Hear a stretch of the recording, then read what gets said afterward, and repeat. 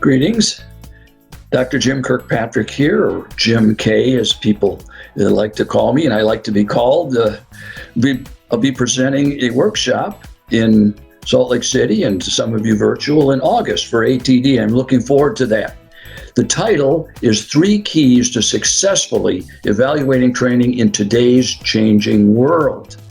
I hope that interests you, because the world is changing, but I've got some things that I think will really help you morph yourself into something that is going to be ready.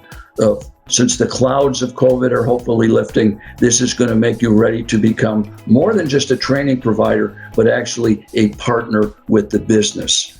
Now, I can tell you that the 3 keys are not smile sheets, pre and post test, and a 90-day survey. That is not the New World Kirkpatrick model. That is very traditional.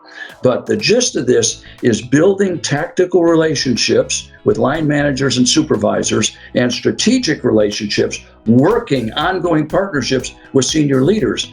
Now, you may think, oh, I can't do that, or we're too busy doing our training job. Well, I will give you some very practical ways on how to be able to find some time to start to build those relationships and be seen not just a training provider or an instructional designer, which is seen as a cost center too often, but continuing to do that, and then moving beyond that to be helping with workplace performance. Now, I know you can't control what happens after they leave a classroom, but you can influence in it. I will help show you how to do that. And I can tell you there's going to be something for everybody there, no matter what your position is, no matter what your role is.